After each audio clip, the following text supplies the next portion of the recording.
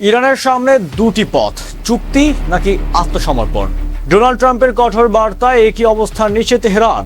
পারস্য উপসাগরে উত্তাল আকাশে কি তবে বেজে উঠছে চূড়ান্ত ভূ রাজনৈতিক সিদ্ধান্তের বার্তা? ডোনাল্ড ট্রাম্পের সরাসরি হুঁশিয়ারি ইরানের সামনে নাকি এখন মাত্র দুটি পথ খোলা আছে, নতুন কূটনৈতিক চুক্তি না নিঃশর্ত আত্মসমর্পণ। একই সাথে হরমুজ প্রণালী মার্কিন নৌবাহিনীর পূর্ণ নিয়ন্ত্রণে রয়েছে বলে দাবি করেছেন সাবেক ও বর্তমান ট্রাম্প প্রশাসন। কিন্তু ইরানের এই কঠোর ও অটল অবস্থান কি সত্যিই ওয়াশিংটনের চাপ মেনে নেবে, নাকি পারস্য ঐতিহ্যবাহী তেহরান বাক চ্যানেল কূটনীতির মাধ্যমে নিজেদের কৌশল বাঁচিয়ে রাখবে? পরমাণু প্রকল্প ও সামুদ্রিক বাণিজ্যের এই জটিল দাবার চালে শেষ পর্যন্ত কে হার মানবে? আজ আমরা শক্ত যুক্তি ও কঠোর আন্তর্জাতিক অ্যানালাইসিসের মাধ্যমে উন্মোচন করব এই মুখোমুখি সংঘাতের নেপথ্যের সমীকরণ। মার্কিন রাজনীতি ও আন্তর্জাতিক অঙ্গনে সম্প্রতি ঝড় তুলেছে ডোনাল্ড ট্রাম্পের দেওয়া এক বিস্ফোরক পোস্ট। সামাজিক যোগাযোগ মাধ্যমে ট্রুথ সোশ্যাল দেওয়া এক বার্তায় তিনি দাবি করেছেন তেহরান বর্তমান দ্বিমুখী নীতি অনুসরণ করছে। ট্রাম্পের অভিযোগ, একদিকে তেহরানের ব্যাক চ্যানেল আলোচনার কথা বলছে এবং আলোচনার জন্য কূটনৈতিক আহ্বানও জানাচ্ছে, অন্যদিকে প্রকাশ্যে প্রচার করছে যে কোনো প্রত্যক্ষ দর কষাকষি হচ্ছে না এবং তারা কেবল ওমানের মাধ্যমে সীমিত যোগাযোগ রাখছে। মার্কিন নীতি নির্ধারকদের মতে তেহরানের এই অবস্থান মূলত কৌশলগত সময় ক্ষেপণ ছাড়া আর কিছুই না।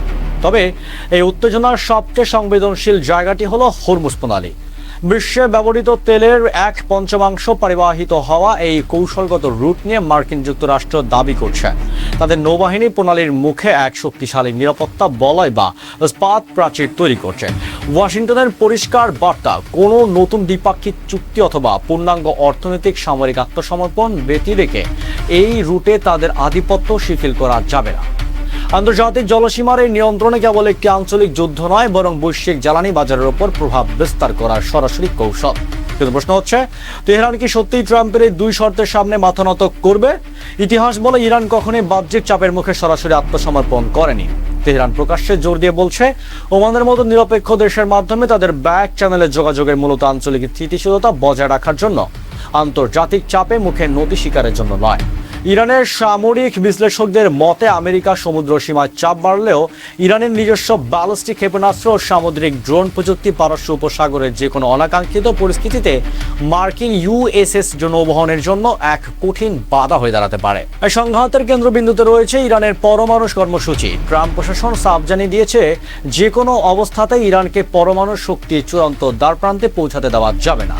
তবে ইরানের দাবি তাদের পারমাণবিক শক্তি বেসামরিক ও প্রযুক্তিগত উন্নয়নের জন্য। এই প্রধান ইস্যুতে উভয় পক্ষের মধ্যকার লাল রেখাগুলো একে অপরকে বিপরীত দাঁড়িয়ে আছে, যা কোনো স্থায়ী চুক্তিতে পৌঁছানোকে চরম জটিল করে তুলেছে। যদি ওয়াশিংটনের কড়া অবস্থান এবং তেহরানের প্রতিরোধের এই অনমনীয় নীতি বজায় থাকে, তবে হরমুজ প্রণালীর মতো গুরুত্বপূর্ণ শিপিং রুটে সামরিক স্থবিরতা বিশ্বজুড়ে নতুন অর্থনৈতিক ধাক্কা দেবে। মধ্যপ্রাচ্যের পারস্য উপসাগরীয় দেশগুলোর বাণিজ্য যেমন ক্ষতিগ্রস্ত হবে, তেমনি এশিয়া ও ইউরোপের বাজারে জ্বালানি তেলের তীব্র সংকট দেখা দিতে পারে।